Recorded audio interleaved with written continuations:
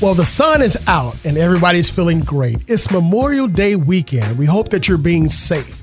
And in our last segment of our Commonwealth Conversation series, we're talking about building Black businesses, economic upper mobility. Why is it important? What resources are out there from the federal government, and an example of a successful Black business in the area. It's Stay the One. I'm your host, Dr. Eric Claville. We'll be right back in just a moment.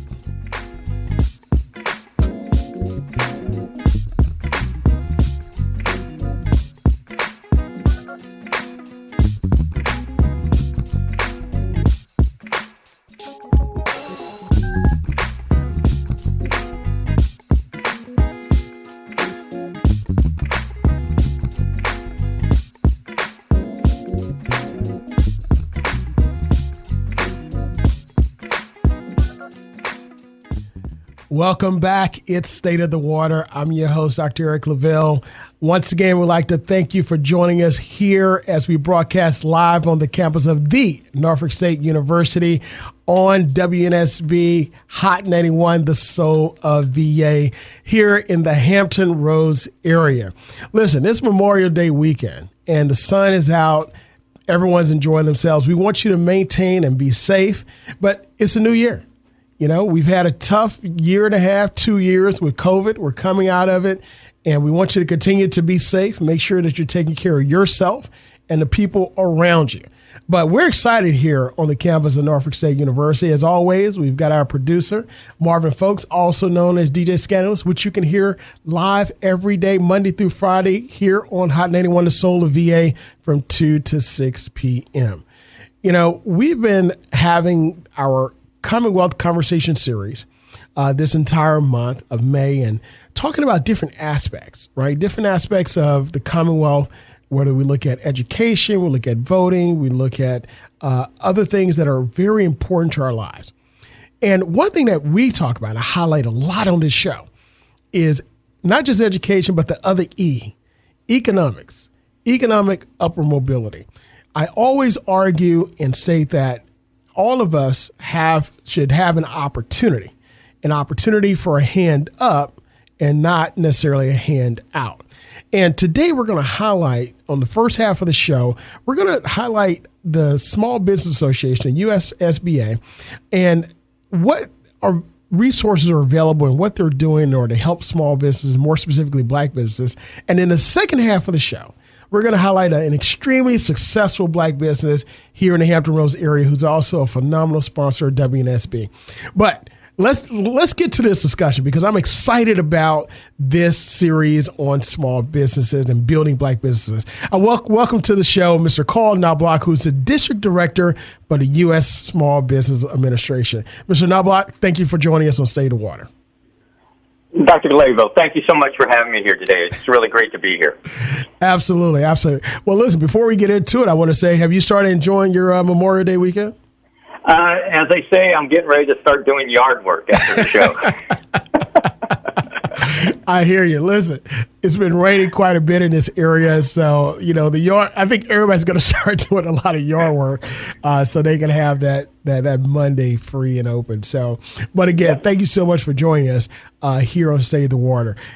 As I preface earlier before bringing you on, I always talk about economic upper mobility. And this segment is building Black businesses.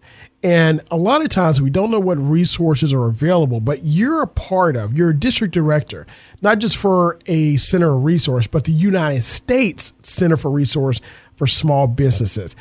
Tell us a little bit about, what the Small Business Administration is doing here in this area and what they're for and the resources that are available. Yeah, it's great that you brought it up, and I see the challenges that everybody has because they always think we're an association, and we're actually the administration. So government's always administration, nonprofits are always association.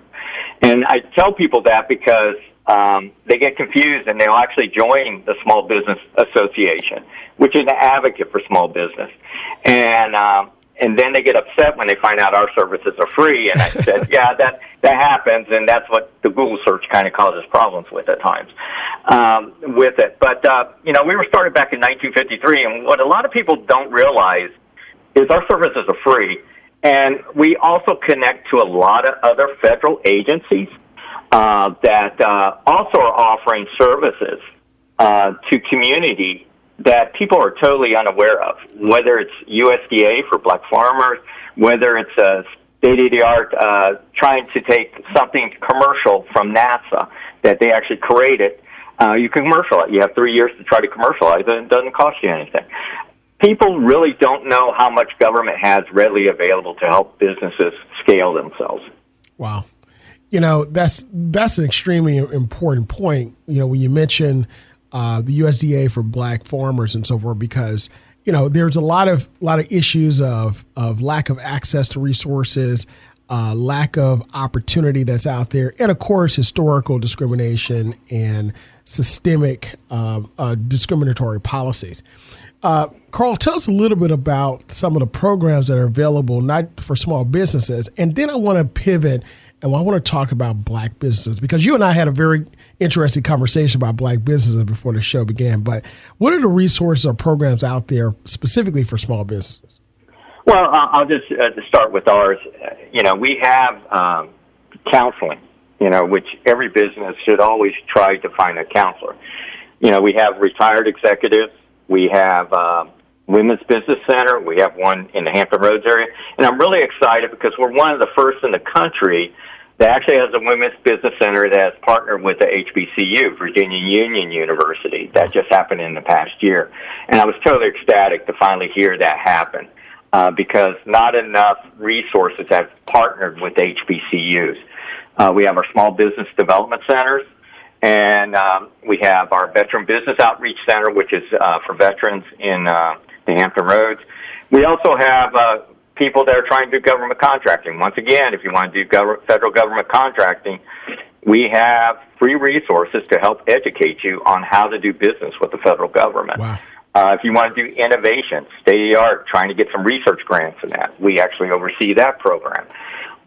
If you want to export, which I tell a lot of especially black businesses, especially in the hair and skin industry, because I encounter a lot of them, that actually their market is probably overseas first to grow them and scale them, and then they can come back domestically. Wow. A lot of people don't look at it that way. They try to focus in the domestic market and said, no, look beyond.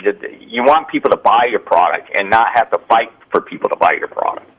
And so, it's all those different dynamics. We also have advocacy, which advocates on behalf of businesses with regulations that come down the pike before they get implemented that can assist and be a voice. Those things that are biased or prejudiced against certain entities and that. So there's a lot of different ways that we've helped, and we've had to adapt and change ourselves throughout the 60 years roughly of being in the administration. Absolutely. We're having this discussion now across the country and really across the world with what's called the supply chain, right? And I remember back in the early 90s, late 80s, this concept of globalization was coming about and emerging.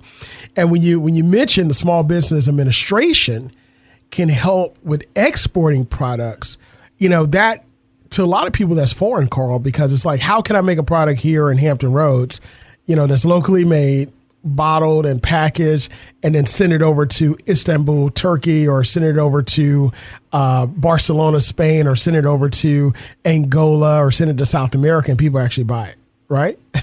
Yeah, and well, it's a great point you bring up, and this is how I put it to everyone. Having done business internationally on every continent except Antarctica, what I tell people is, what is the most difficult place to actually get your product into market, regulations and everything? Everybody starts naming countries.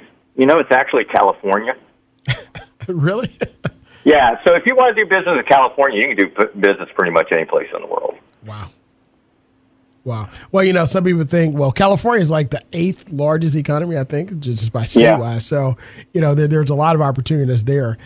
Just very quickly, just from your experience, what are some of the countries outside the U.S. that comes to mind where there's been a lot of success with small businesses, more specifically black businesses, being able to market their product there? Actually, in South America and also Africa, with the middle class that's growing. What a lot of people don't understand, and having done business across many different continents, we are the reference point when everybody says made in the USA. They immediately think quality. It's got the checks and balances as a product that's going to protect them, and it's going to live up to what it says it's going to do. And that's what I always try to stress to everyone. When people know it comes from the USA, they're readily more apt to buy it than a product that's made within their own country. Wow. I've traveled internationally and just got back not too long ago. And, it's one thing that I noticed is that American culture sells. When you say you're from the United States, it's like a stamp of people just kind of step back and look at you differently. And as one, and that's what, and of course we have our issues, Carl. Everybody's got their issues, right? But that's one great thing about we have many great things, but I think that's one great thing about our country where it travels across the world and has a stamp of recognition, a stamp of excellence and the like. I mean, just phenomenal. So yes, and that's the one thing I try to stress to, especially the black businesses. If they would work together as a consortium, they have real power. And with that power, they can control the markets and make the impact they're wanting to make. Carl, so let's pivot with that. Now, you mentioned consortium and black businesses. Give us an idea of how you've looked at where a certain segment of black businesses could work together as a consortium and market. Well, actually, there's several. Okay, one is one of the biggest markets that you have that lots of times people only focus on, that's black businesses, and that's the hair and skin products. And that is a huge market. And I've watched individual people that have their own unique formulas, and I'm sitting there thinking, if you're willing to work together to sell your products as a multi-line out, and then we see who buys what and everything, especially internationally, then we have power because people are buying and it's going into the consortium, which the consortium builds itself and becomes a powerhouse. The other area that I see is, we have people in different phases of construction, and we have these huge projects going on right now with the wind turbine offshore. Yeah. We have the tunnels. And yet when I see the businesses, the black businesses at a meeting and things, they're looking at themselves individually instead of looking how to partner together to get a piece of the pie versus trying to fight that odds are you're not going to get a piece of the pie because you're not big enough, you're not strong enough, you don't have enough surety bonding and things like that. So it's like work together as a unit, and we're going to start getting pieces of the pie and dealing with it. The one market that I wish more black businesses would look at is manufacturing. As you talked about, the issues we've run across with sourcing, there's hardly any black businesses that are manufacturing. And I know big prime contractors that do work for the federal government, like Lockheed, Boeing, all them. They have subcontracting goals, and they drool for the opportunity to have a minority business that they can actually help groom and grow. And they're readily happy to mentor them and assist them to be successful because they know that's a constant resource they have in the future to help them. Wow. Carl, I don't know, you can't see us in the studio, but my producer and I were looking at each other, scratching our heads, saying, this is an education within itself. I mean, just tons of opportunities that are out there. So let's take a look at domestically. So we looked at international. That's the big picture. Let's turn the corner and go back to where do we start, right? So, right. So from the SBA's viewpoint, what programs do you have available and resources for, let's just say you got an African-American entrepreneur that wants to get started, want to grow their business, and want to get to that international market that you mentioned. Where do we start, and how can you help them? Actually, the one thing I can give SBA credit after many years, the website, www.sba.gov, Gov, make sure it's .gov, it has all the resources. So, like, if you're looking to start a business, it literally has a checklist of things you need to do to get your business started correctly. what a lot of people make the mistake when they're starting their business, they say, well, getting your EIN number and all that. What I tell people is the IRS actually has very good tutorials about starting your business, and one of the biggest ones they try to stress to everyone is to review the tutorial on record keeping, because they say if you do that right, you're probably not going to have any problems with the IRS. And we don't want any of those problems. Yeah. So it's that's the resource, and then you just put in your address, and it actually identifies the local resources that are readily available to you. And I always tell people, if you don't get the service that you think you deserve, contact me, because I will come and sit with you to figure out how to get you in the right direction, because there's so many different resources that is at times so overwhelming they go on overload. Wow. And so I want to make sure you're pinpointing in the right direction so you can step forward and move forward. Wow. It's Stay in the Water. I'm your host, Dr. Eric Claville. And in our Commonwealth Conversation series, we're talking about building Black businesses. With us, we have Mr. Carl Knobloch, who's the District Director for the U.S. Small Business Administration here in the area, who's we're having a great conversation, education about not just the resources of the SBA, but the opportunities and how far you can go and grow your business. Carl, recently, there's been a discussion and meetings about an initiative, special initiative with NSU for small Black businesses. Tell us more about that initiative. Yeah, it's really ironic, because your program, the CAMP program, started in 2019, and that's when we started our relationship with Norfolk State University. And what we were really trying to do was connect to the young people for two reasons. One, they have really creative ideas, and we wanted to try to see if we could help them start businesses, or if they had businesses to scale them. Mm-hmm. And we actually did a side hustle event, and it was really cool to see the different ideas. And they had some really cool T-shirts, and I thought, at the time, I could really market these 5 different styles of T-shirts in the open market and make impact if they were willing to work together. Because individually, it becomes too diluted because you only got one group that's really going to buy it. Where if I diversify it, I can touch more people and create more opportunities. But the thing is then we were also looking for internships to partner with other small businesses, because when I had my business, I used interns all the time. They were a wealth of fresh ideas. Number 2, I was looking for the next talent. Even though I may not wanting to fill a position, if I got a star, I'm going to find a place for them, because they're going to help me scale my business in the future. That's right. And so that's kind of where it was starting. It was starting to get momentum. We were starting to plan future events. And unfortunately, COVID hit, and that kind of put everything in. We're just getting back into the throes of getting it going again, and we're excited about it because we know how big the Black business market is.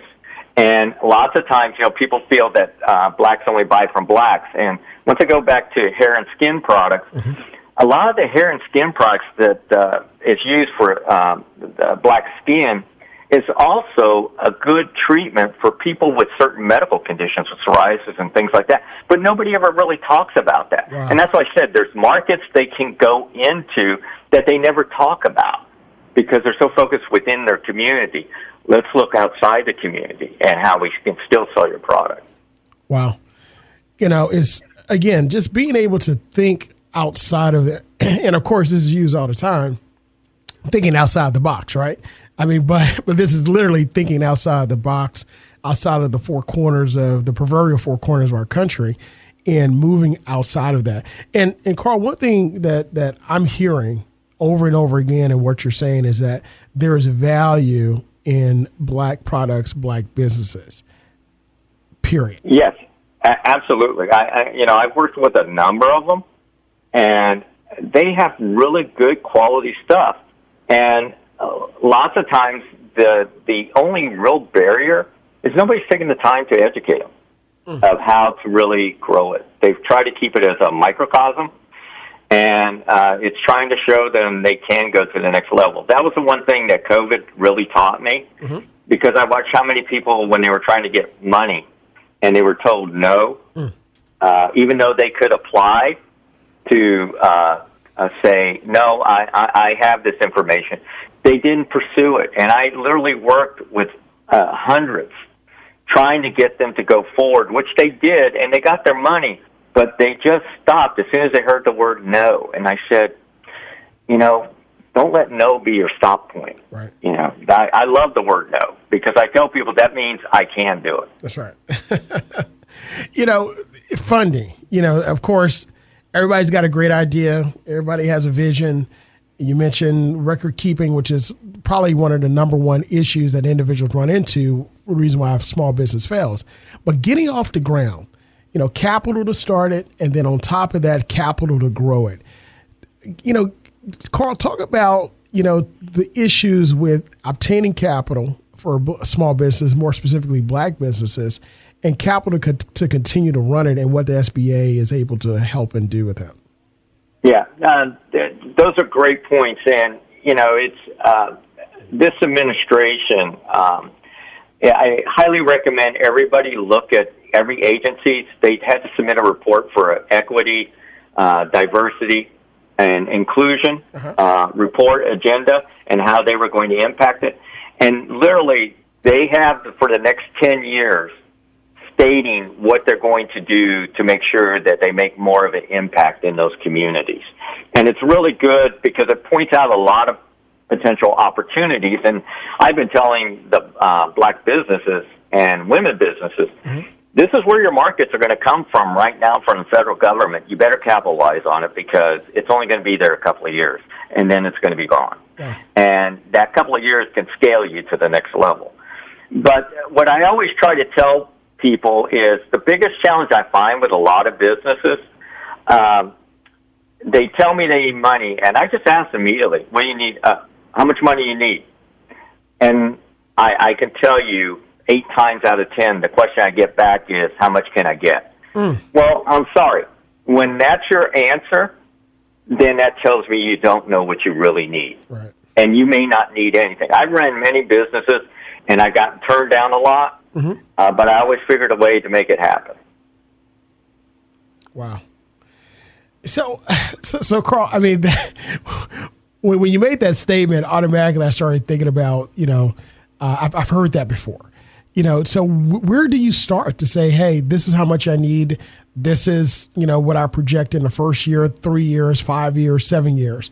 I mean, where's that first step? Yeah, and that's where those resources that I talked about earlier on our website, and then literally, like if you go to score.org, SCORE.org, they're funded by us, but on their website, they have a template. You can literally plug and play the numbers, and it will do your 1-year projections, 3-year projections, 5-year projections. It will show you everything. You can put everything in there. So if you're trying to do a restaurant, as I always tell restaurants, the first question I ask them is, what's your waste ratio? So how much waste do you throw away? And they look at me like, what? I said, I need to know how much waste because that's money. And if you're not calculating under your formula, you're losing money. Wow. And, I don't care about what the cost is of products and everything. That's raw material. It's how much you're throwing away is where good money is going to out the door. And so it's getting people to think about full scope, not just the basics. And that's what these different resources will do. They'll get you to think like that so you can count for everything, so you can make sure that you're pricing yourself correctly. Because that's what I find, especially with a lot of Black business, they just don't price themselves correctly. And they undervalue what they actually have at the table. Right. Carl, before the show, you and I, we talked about highlighting a successful Black small business, and we have one who's a phenomenal success story in this area, and actually is in the hair care business. So I'm going to have a conversation to see if we can have a conversation together after the show. But, you and I, we talked, and you mentioned the challenge. Like, nobody's ever asked, what successful Black businesses are out there. Tell us about that discussion that you had regarding highlighting Black small business. Yeah, most of the time when people talk about Black business, if you ask anybody, they just feel they're micro businesses, they're home-based businesses. They're not actually operational businesses, or they're just nonprofits. Because, the blacks businesses are tied to the church. That's their value, that's their backbone. So they're always looking to give. So nonprofits are a natural segue. Okay. And people need to understand that. And which I think is fantastic, and there's ways to capitalize on that. And I'm always trying to show them how to do that. But the thing is that I was sitting with a very successful couple, and we were talking about it, and we were talking about the challenges black businesses have. Mm-hmm. And I just looked at them point blank. I said, tell me about the successful black businesses you know. And there was silence, total silence. And they went home that night as a couple, and they started thinking about it. And they contacted me and said, Carl, I know 30 businesses. And I said, but it's amazing that nobody can roll it right off their tongue. And I said, that's what we have to start showing, is how many successful black businesses there are, not just individual ones. Make it a constant story so people understand it is a powerhouse. It is not these microcosm, home-based businesses that are just making a supplemental dollars. Yes. They're actually real contributors to the economy. Wow. And the fact that that couple was able to sit back and took the time to do it, first of all, and to think about it, actually shows that there's success out there, but there is a need for highlighting those successful black businesses that are there. So in our few closing minutes that we have, Carl, I want you to give us some information on, again, how our businesses can access information from SBA and who they can contact, and where's that first step for them? Okay, the first step is go to our website, www.sba.gov, G-O-V. Make sure it's G-O-V. And that's the stepping stone, and it's the template for wherever stage, whether you're trying to grow, start, go international, a new innovation. And then at the same time, you can put in your address, and then the local resources that are readily available to you are there.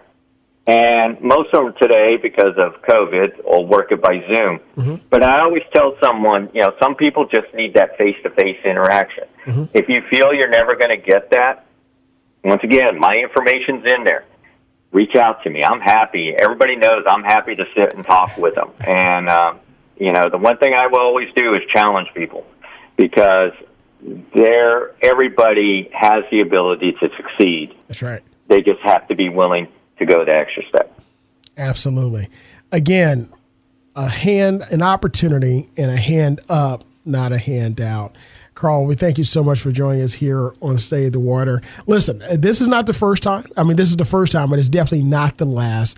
We're excited about the relationship that the SBA has here with NSU and is establishing through our Innovation Center, Business Center, and also through the Center for African American Public Policy and the like. So we're going to do some great things. And again, we appreciate you for being on, and we'll look to have you back.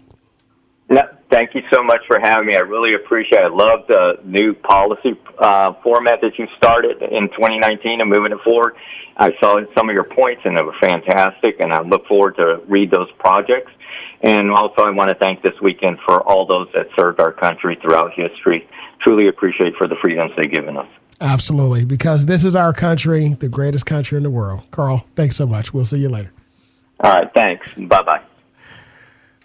Well, Scandalous, I don't know about you, but I think I just went to class.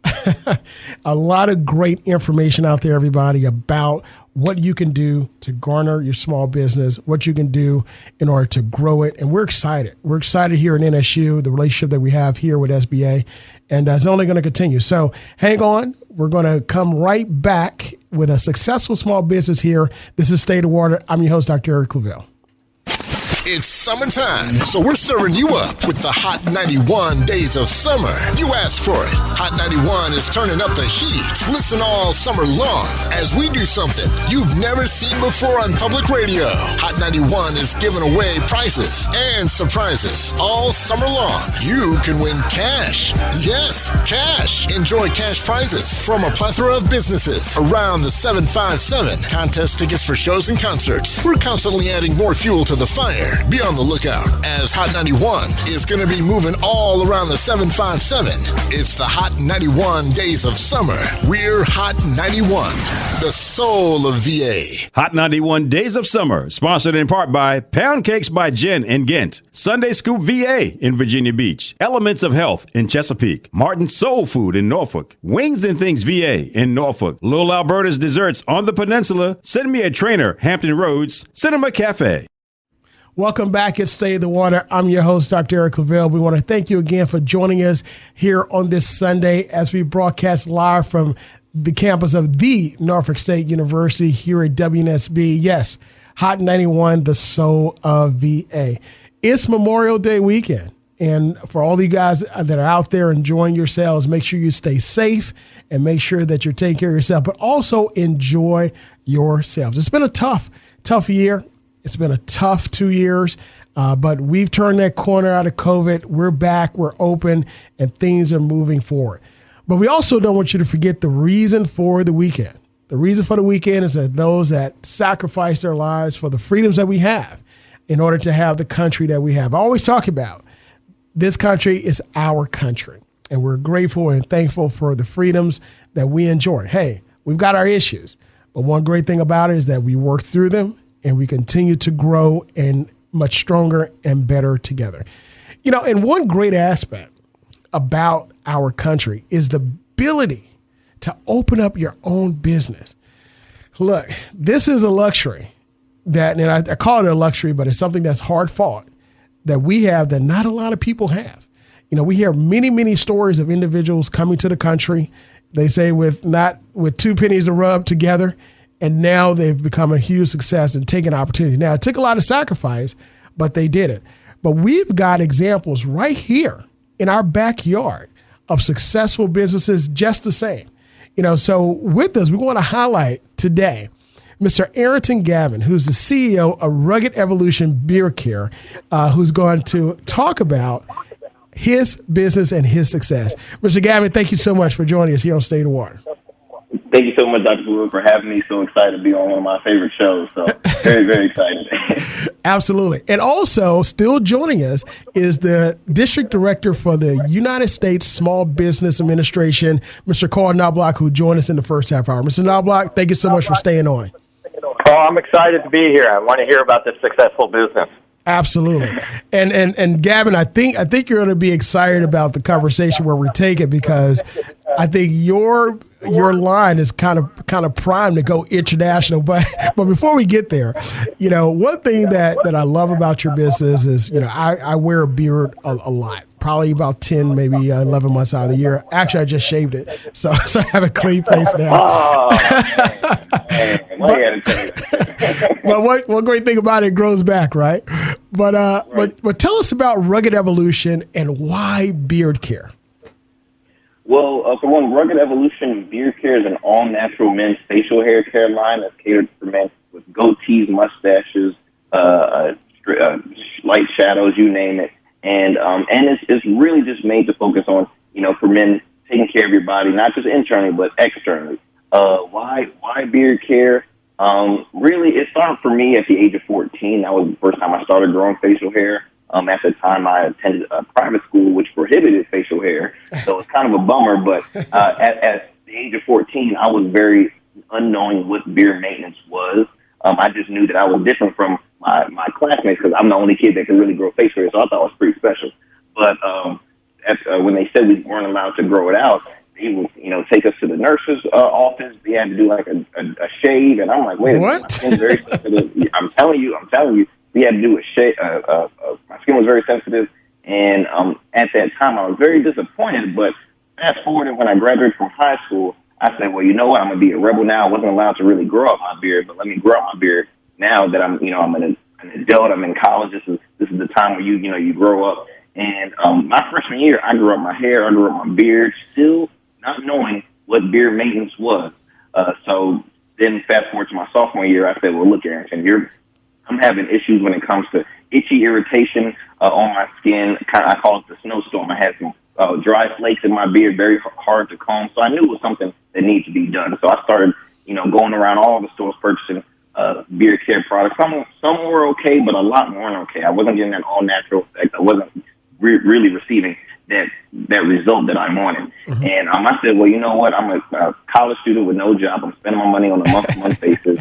Let me do my own research and create my own. And that's what a lot of us do. When we create a business, we create it based on the need. And that's how I created Revolution Beard Care. So after doing all my research on various essential oils and butters and all-natural products, I had my recipes jotted down on paper. And I would attend home during the weekends to, go in the kitchen, make my product. And I would use it on myself, instant saw the results that I was looking for. And then I also had friends that were new to the beard community. And I always had extras because I made large batches. So I said, here, have some. Received great reviews from there.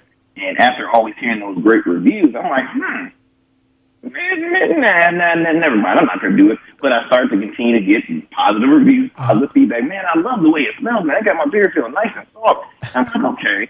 Well, I started thinking while I'm walking around campus at Tremont University, shout out to the Hawks. We very small campus. I saw kids from all different nationalities and ethnicities with different types of facial hair styles, beards, goatees, and textures. And I said, well, I'm seeing a lot of them, 90% of the men here have facial hair. And then I was watching, I think, an award show on TV one day, and all the male presenters had beards. So I said, you know what, it's a market for it because appearance is everything. Everybody wants to look good, right? Right. So I said, well, let me call my parents and say, look, I'm going to start working my business plan as a sophomore in college. And I said, I'm going to start my own beard care line. And that's where Rugged, the business plan started as a sophomore. But once I graduated, I then launched Revolution Beard Care, started in August of 2017. Started to attend small vending shows just to build up that clientele, build up that base, and get familiar with the people. And, at the end of the day, I was the face of my brand and still am. So I wanted to get the experience with that. And from there on, we launched our online e-commerce store in November of 2017. And from there on, we're on Amazon, Walmart, We Buy Black, locating about 6 local-owned retail stores in the Hampton Roads area. So we're continuing to grow and spread the message, of Rugged Evolution. Wow. Carl, we had a discussion earlier, about the steps to creating a successful small business and then the missteps of Black small businesses and the ultimate success. What are you hearing from Gavin that kind of piques your interest and say, yeah, that's what you're supposed to do? The one thing is that excited me was, and this is what we talk about, developing a relationship with Norfolk State University. He's a college student, and he sits there and he tries different products, and they're not meeting his needs. And so he says, I'm going to create my own, and that fits my particular issues. And now you've fulfilled a market right now for that particular group. And as he's developed his customer base, he gets to learn their issues. And so he gets to reformulate and develop new potential markets to expand his impact. So that's what excited me. When I heard him, I said, yep, he's approaching it totally right. He said, I need a solution, and I'm going to find it, and then I'm going to push it out to people, and if they buy in, I know I have the right model, and that's what he did, and I commend him for that. Gavin, through your experience and what Carl was highlighting is like, hey, I heard him say there was a need out there. I'm experiencing myself. I'm going to get it going and start moving forward. I did my business plan. I mean, obviously it wasn't that smooth, as we're articulating. You had to go through some trial and error and so forth. Tell us about some of the struggles you had getting this off the ground, because I don't want our listeners to think that it was just magic that happened. I mean, it's huge success. I've seen your products. I know them. We've met. We've talked. But tell us about some of the struggles you've had and the steps that you took to create this. Well, the very first thing when starting a business, you have to have money. And a lot of people forget that, you know, in order to start a business, you have to have the finances to start a business. So beforehand, you have to evaluate your risk, you know, whether you're currently employed at another job or say, well, look, I'm going to, you know, leave and go right into my business and just quit my job, or you can create your job while still working, because sometimes, and I tell a lot of my friends, you know, the job that you hate can also help provide for your dream. So you can, you know, slowly but surely use that money and invest in what your true passion is when you know it's the right time. But, you know, for issues for me was, for one, learning how to really start a business. This was my very first business as a kid, and I was fortunate to have two parents that were entrepreneurs that I've always, you know, followed their path and followed behind them. So it was always in my blood, but just never knew what direction where it was going to lead me to. Starting off with getting incorporated, right? Getting incorporated, which would basically mean, you know, owning the right to your name statewide, and then later on getting trademark, which was a longer process because trademark is for nationwide. So that was a longer process as well. But the struggles for me, you know, being a small business owner, is manpower. Most small businesses do not have the capital to hire a staff, so that causes more and more additional work for people like myself and, you know, staff members of mine. So I would say those are some of the struggles that occurs in small business. And as for Rugged, I mean, I go back to getting trademark. Trademark was probably a 13-month process, so that was a very long process, as well as getting my product on other e-commerce sites. There's always a step-by-step process that you're like, man, I wish I could hurry up and get this going. And it's always a process. I mean, the first year is difficult because you're really trying to get your name out there. You're really trying to attend as many vending shows to build up that base. Then you know, year two, you're saying, okay, well, look, let me try and contact some of the local retailers, right? And it's just always a struggle. And then for me too, I'm a shy kid. I do not like speaking in front of crowds or speaking, you know, public speaking. So I have to overcome that fear in order to build the confidence, in order to see my business succeed. So it was a lot of overcoming fears for me. Wow. Well, Gavin, you could have fooled me. Look, you're definitely a natural. Have you ever, through the process, did you ever thought about giving up? No, I never did. That's one thing I'm blessed that my parents always told me, whatever I started, you finish, and you never quit in that process. I've always had my struggles, just saying, well, you know, because trust me, I'm not the only beard care company in America or in the world. So of course I always have my, you know, I get nervous, but I'm very confident in our product of what we have.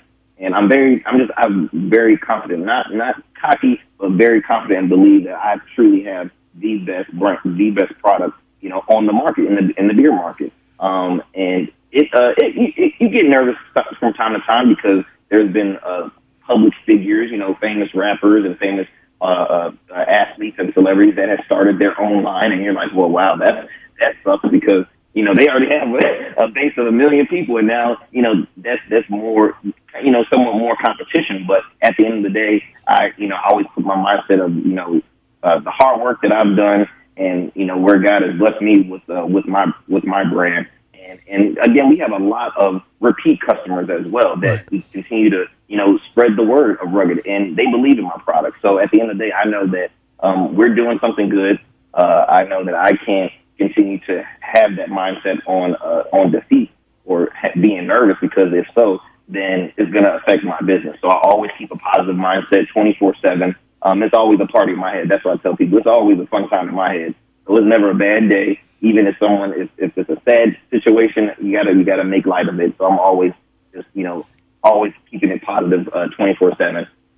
Absolutely. Carl, you know, Gavin was talking about the steps, you know, and the struggles that he had. But again, he persevered. He had the family background. He had the foundation to keep going and to make sure it was a success, that he didn't quit. Is it common to hear those types of struggles, Carl, from other businesses that you know of that have failed along the way? And at what point do they actually give up? It's a great point. Most of the time people give up fairly early because they see people, don't really want their product. And within the first year, and that's why so many fail in the first year. And dealing with it. And something that he brought up where he talked about getting the trademark in that. And, once again, and that's why I talk about the federal agencies, the USPTO, the Patent Trademark Office. They actually have resources there available to help businesses, to help them get that planned out, because that's probably one of the toughest things, especially if you're trying to sell globally or sell multi-states, to make sure somebody else doesn't exactly have your name. And that's why I always tell people that's where the USPTO, offers a lot of great workshops and assistance and to guide you and things like that. So once again, it's one of those free resources nobody ever hears about that's readily available to help. And he was absolutely right what he said. I mean, a business owner, when they start out, it is them, but yet they have 19 steps they have to be controlling. And so they're trying to figure out how to dedicate to each of those 19 steps to be successful. And at the same time, trying to figure out how to sleep, and if they have loved ones in their lives, how to make time for them. It's very challenging. Absolutely. It's Stay in the Water. I'm your host, Dr. Eric Claville. As part of our Commonwealth Conversation series, we're discussing building black businesses. Here on the show, we have with us the District Director for the United States Small Business Administration, Mr. Carl Knobloch, and one of the most successful businesses we have, small businesses, here in the Hampton Roads area. It is Rugged Evolution Beard Care, the CEO, Mr. Ayrton Gavin, who's also a phenomenal sponsor of WNSB Hot 91, the soul of VA. Carl, we were talking earlier about international, and I'm looking here on Rugged Evolution website, and Gavin, I see testimonials not just from Virginia, but also D.C., Pittsburgh, New York, Dallas, Texas, Arkansas, Georgia, Connecticut, and the like. Have you ever thought about going and marketing overseas? It has. I have. It's a goal of mine. It's on my bucket list, and we're in the process of working on to get in some spots overseas. But it definitely has been a long thought. Absolutely. To me, I'm still trying to garner the nation. Why here in the United States, but I truly do want to succeed and go overseas to hit those markets, Nigeria, Ghana, spots like those where they see something like us, like what this is it's very new to them out there. So I would love to attend those spots. So Carl, you've got someone here who has the type of product that you were highlighting earlier, skin care, beard care, hair care, and somebody that wants to go overseas and hit those markets. And he mentioned a couple of those markets that you discussed are very, very big for African-American products. How would you take a small business like this and say, hey, this is your goal. This is how we can help you get to that point? Yeah, this is the first step, because, it's always identifying potential countries that may be interested. And see, what I love about the beard market is because the largest religion in the world has beards as a thing. So I have a huge market just based on religion. And so it's a thing that I can tap, but like he identified Ghana, okay? Is Ghana actually going to give me the revenue I need for the investment I have to make to get into it? And what are the requirements I have to do to get there? One, we fund a program called STEP, and it's actually run by the Commonwealth of Virginia out of Virginia Economic Development. And basically, they can help you develop the marketing materials to put in another language, help you plan a trip, and things like that. I tell people take advantage of that program. When I have my business, I use the state program, And then also the federal government. If you go to export.gov, www.export.gov, G-O-V, please make it G-O-V, there's a Gold Key program. And actually you can use money from the state program to pay for the Gold Key program. And what that does is you can send that to the embassy in Ghana and say, this is what I want to do. And they will do all the market research and submit a report back to you. And if you need distributors in that, they'll make contact points and get everything lined up for you to actually do your opportunity there if it's a viable market. Wow. So, Carl, what you're telling me is that we have programs where there's funding available, both Commonwealth and federal government, that will do the research for you. Absolutely. Gavin, what do you think? That sounds great. Look, I'm getting my pen and paper right now.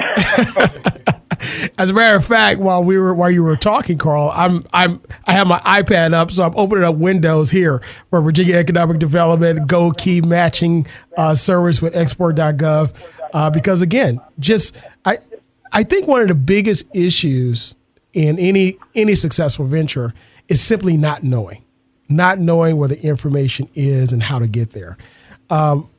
Gavin, when you were starting your business and you were marketing, you were getting the research done, how were you doing your research and what were the struggles in getting that information? Well, my research as far as seeing if it was a market for it, or research as far as creating my product? Well, actually both. Yeah. Okay. So as far as finding a market, I really just went on the people. I of course, we're looking at, what are some of the trends going on social media, and of course they were, the beard game groups, and now you see later on they have the Silver Foxes group. I noticed a lot of athletes, right, rocking beards. I've noticed a lot of public figures rocking beards. I've noticed politicians, and that's where I kind of wanted to lean with, as far as, I go by changing the narrative. I use that a lot in everything I do, is changing the narrative. Whether you work in corporate America or working, or you're a labor worker, you can still be a man of distinction while rocking a well-grown beard. And I know, being a millennial, we're all about, kind of changing the narrative when it comes to what was going on in previous years. Absolutely. So if I was on my way to a job interview and they said, the first thing they'll say is, make sure you shave that off, go clean shaven on a job interview. So I want to say, okay, well, why so? I want to, make sure you don't have to judge a person by their appearance of their beard with that. So the first thing I was doing, I said, well, look, I want to change the narrative with this brand. And that was a part of as far as in my research with the market. I want to change the narrative. I also see there's many individuals and many males out here with facial hair. So I knew that was a market for it. Two, I was, of course, checking out, my competition, seeing how I can separate myself. What can be unique of Rugged Evolution compared to, some of the other, businesses. Right. And for me, I stand strong. I'm the only beard care line really that has a wide variety of scents. We have 17. I just created my 17th scent of beard balm and beard oil. So we have 17 scented beard balms and beard oils, as well as conditioning shampoos. We have a leave-in moisturizer. We're working on some more products. In addition to that, we have our great accessories, our kits. We basically give you the main essentials when it comes to beard maintenance. So that's the one thing I always say, separates myself from my competition, as well as cost. We keep it right there in the middle because we want to make sure that we hit all demographics and all classes. As far as for creating my line, I read a lot. I read when it comes to just different hair textures. I researched the different essential oils, where we have about like 50 essential oils. What is the usage for this one essential oil? What are the benefits for it, right?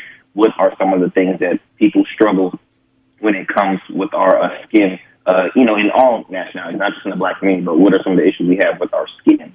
I talk with individuals one-on-one. What are some of the issues you have? Why do you not grow out your beard? Because some guys will say, I've tried to grow my beard, but it just gets to itching, and I got to shave it off. So I kind of did a little sit-down with at least 10, 20 individuals, all different hair textures, different styles. And after, hearing them, then I put that on paper and say, okay, this is what they're having issues with. So what can I do to help take care of that? Because a lot of them want to grow out their beard.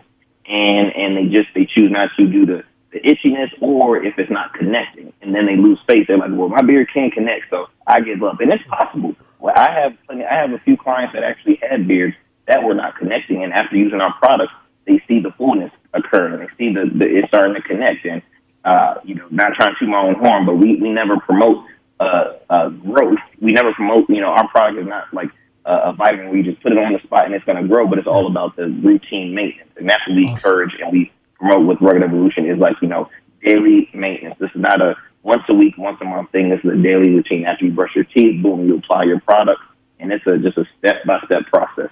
Awesome. Well, look, we got a few minutes left, but I definitely listen, I think this was a show that needed to happen, but also I think this is a great segue for Rugged Evolution to go to South America, India, also the Middle East, and we've got Carl Knobloch that can make it happen. So I definitely want you two to Gavin, take advantage of those opportunities, because we want to see you grow and go as far as you can go. And Carl, thank you so much for the opportunity just to pick your brain and just get these additional resources from you. I mean, I received an education. I don't know about you today, but it's been great. No, I'm excited he was considering going international, which is great. And like I said, just him understanding his realms, and if he told me he was going to Europe, I'd say step back, don't rush into that market, because there's a lot of special rules you got to deal with, and that's not your best investment at this point in time. There's better markets. Awesome. Well, listen, gentlemen, thank you so much for joining us. Gavin, before we leave, tell our audience where they can find more information about your products and about the other initiative, your podcast, and all of that good stuff. Yes, you can follow us on, go to our website, ruggedevo.com. You can follow us on all of our socials, Rugged Evo on Instagram, Rugged Evolution Beard Care on Facebook, and as well as our Smooth Club podcast on Facebook, and our YouTube channel, Rugged Evo TV. We have a lot of great things going on. As you know, we have our foundation, the Rugged Evolution Foundation, and also my podcast. And I've also entered into the trucking industry with Rugged Evo Trucking. So a lot of great things going on with that. But again, our podcast is available on all platforms. Our Smooth Club podcast is the show where everyday men discuss everyday topics. And we can follow us on YouTube, all different platforms where you listen to your podcast. And again, thank you so much, Dr. Claville, for the opportunity to be on your show. Hope to come again at any time. I'm always, I love State of the Water. Very informative, here in Hampton Roads. And this is a show we need 24/7. So I truly thank you for the opportunity. I appreciate you. And listen, I think you had a comedy show earlier as well. Yes. We did. We recently had our first ever, under our foundation, our first ever comedy show titled Laughter for Tomorrow's Future comedy show. We had Mr. Gary Mitchell, who was hosting, a very hilarious dude. We had Ms. Renee Williams, as well as my good friend, Mr. Ciroc Fox, who headlined the event. All the proceeds are going towards our foundation, where we help focus on the youth in Hampton Roads, especially the youth males 13 through 18 here in Hampton Roads. And it was a great turnout. It was our very first one. We plan to have 2 more before the end of the year, and then starting next year, we're going to have 1 quarterly. For one to have a great event, but again, for a great cause, because it all starts with our youth here in Hampton Roads. Awesome. And it's a lot of things, that can be another show, another time, but it's a lot of things that we need to do to help make sure that someone does care for them, and knowing that they have other options in the Hampton Roads. So. Awesome. Look, I love what you're doing. And look, I want you two to stay on the line, and we're going to wrap up the show. But afterwards, we want to talk. So this is State of the Water once again, where we bring movers, shakers, and policymakers to you to discuss issues important to the community. Again, I don't know about you, but I thoroughly enjoyed that conversation with our with our district director for the U.S. Small Business Administration, and Mr. Arrington Gavin, who is the CEO of Rugged Evolution Beard Care, and all that he's doing. Enjoy your Memorial Day weekend. Remember the reason for the weekend. Remember those that sacrificed and gave the greatest sacrifice, so we can enjoy what we enjoy here about our country, the United States of America. Once again, stay safe, go and do good. Remember, put God first, and all things will follow.